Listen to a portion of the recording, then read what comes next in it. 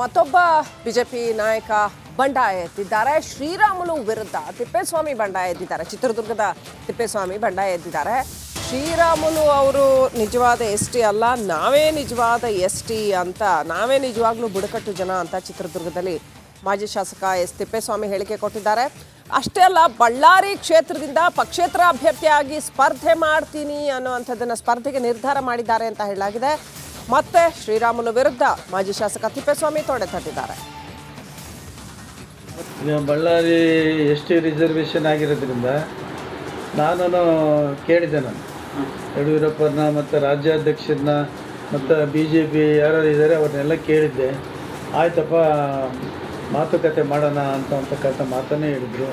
ಆಮೇಲೆ ರಾಮುಲು ಅವರಿಗೆ ನಾನು ಡೈರೆಕ್ಟ್ ಕೇಳಿದೆ, ಏನಪ್ಪ ನನಗೆ ಅವಕಾಶ ಮಾಡಿಕೊಡ್ಬೇಕು ಅಂತ ಕೇಳಿದೆ. ಆಯ್ತಣ್ಣ, ಮತ್ತು ಹೋಗಿ ಯಡಿಯೂರಪ್ಪನ ಹತ್ರ ಮಾತಾಡಿದನಂದರು. ಸುಮ್ಮನೆ ಹೇಳಿದರೆ ವಿನಃ ಬಂದು ಅವರು ಚರ್ಚೆ ಮಾಡಲಿಲ್ಲ.